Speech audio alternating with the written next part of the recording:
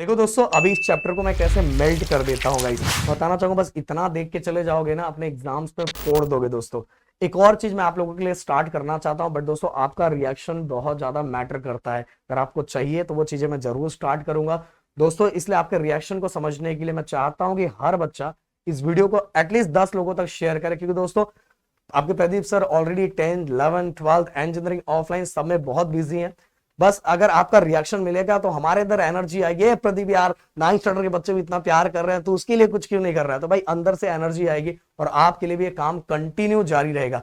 तो मैं चाहूंगा हर बच्चा ये वीडियो 10 लोगों को शेयर करे। मुझे यूट्यूब एनालिटिकल पे वो चीजें दिखनी चाहिए। एंड साथ में गाइस, इस वीडियो पे टारगेट लाइक बस 1000 रखता हूं एंड 500 कमेंट का। अगर ये दोनों चीजें मुझे मिलती है तो गाइस, इस चैप्टर के जो एक्सरसाइज के क्वेश्चंस है वो क्वेश्चंस भी मैं आप लोगों के लिए लाऊंगा विद सॉल्यूशन, विद वो आपको फ्री में उसका नोट्स भी दे दूंगा, जिससे आपको पढ़ने के लिए आसान रहेगा। और मैं एक्सप्लेन कर दूंगा तो चीजें बहुत ज्यादा आसान हो जाएगी, समझ में आए। एंड साथ में गाइस, ये जो मैं एक्सप्लेन कर रहा हूं इसका पीडीएफ बिल्कुल फ्री ऑफ कॉस्ट सब कुछ चीज आपको मिल जाएगी। बस मेरे ऐप को और मेरे टेलीग्राम को ज्वाइन, मेरे ऐप और मेरे व्हाट्सएप चैनल को ज्वाइन करके लेकर रख लेना। उसका डिस्क्रिप्शन में मैं लिंक दे देता हूँ। बट गाइस, उसके पहले जो चीजें मैंने बोली वो लोगों तक पहुंचाओ। मुझे रिएक्शन दिखना चाहिए, मुझे दिखना चाहिए 9th स्टैंडर्ड वाले बच्चों का भी प्यार उसी लेवल का मिल रहा है।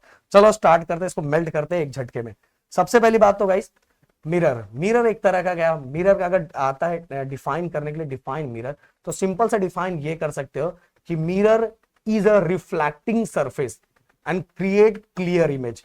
मिरर एक तरह से रिफ्लेक्ट करने वाला सरफेस है जिसके ऊपर क्लियर इमेज जनरेट होता है, इसी को हम कहते हैं मिरर। मिरर जनरली दो टाइप होता है। पहला होता है प्लेन मिरर, दूसरा होता है स्फेरिकल मिरर। प्लेन मिरर मतलब क्या, कौन सा मिरर, एक फ्लैट रिफ्लेक्टिंग, अगर कोई फ्लैट रिफ्लेक्टिंग सरफेस है जिसपे से लाइट सेम एंगल पे रिफ्लेक्ट हो रहा है तो उसको हम बोलेंगे प्लेन मिरर। देखो लिखा हुआ flat reflecting surface that reflect the light at the same angle. Flat surface जिसपे लाइट सेम एंगल पर रिफ्लेक्ट हो रहा है उसी को हम बोलेंगे प्लेन मिरर।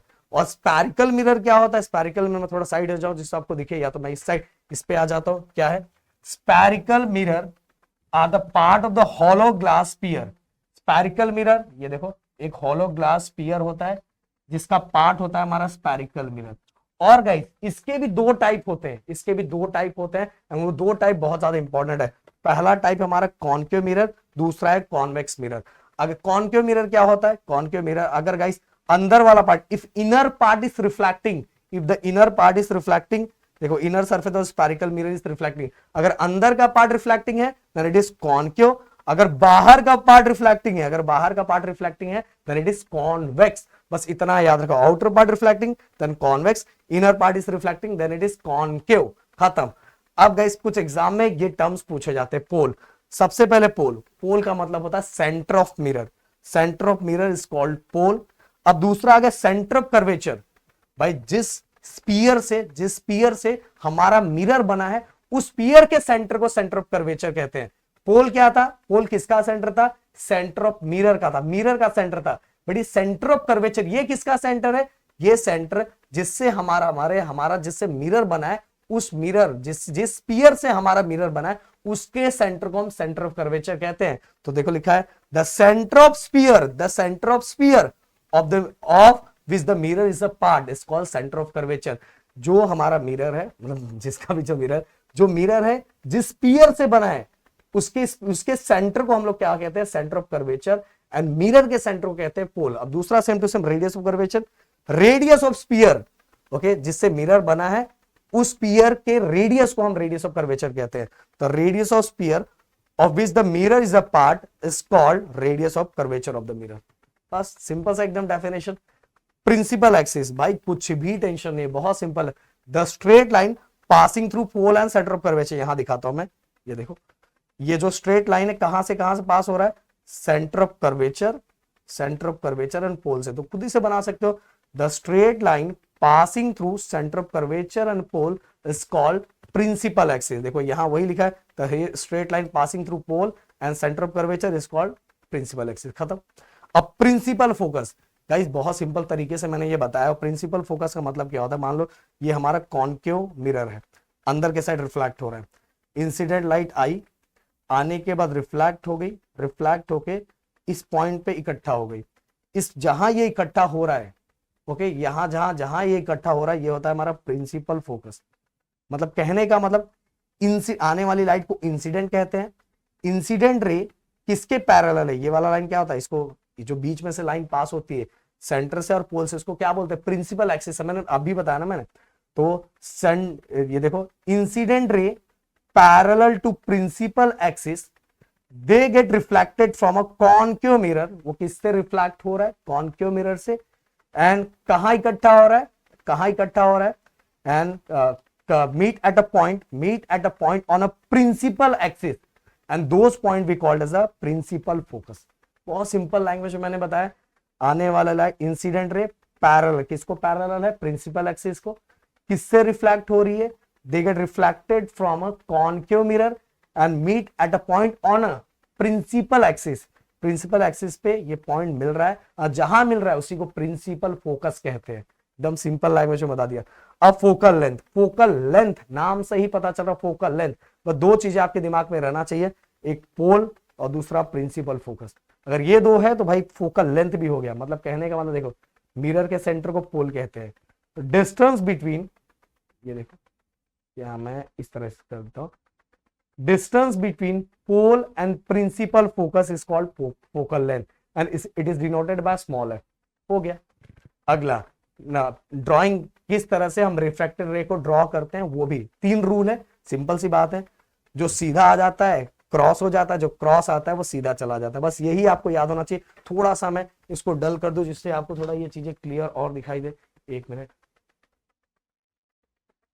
गेम को थोड़ा और कम कर दूं। हाँ अभी दिखेगा, अभी अच्छी तरीके से दिखेगा। देखो इस पहला रूल, ये देखो ये पैरेलल है, आने वाली लाइट को इंसिडेंट कहते हैं। मैं कलर चेंज कर लूं। If incident ray parallel to principal axis, if incident ray parallel to principal axis, then reflected ray passing through the focus. अगर आने वाली लाइट पैरेलल है तो जाने वाली लाइट फोकस पे से पास हो जाएगी। If incident ray parallel to principal axis, then reflected ray passing through the focus. अब दूसरा देख लो, दूसरा क्या है, इफ आने वाली लाइट है, if incident ray passing through the focus, then reflected ray parallel to the principal axis.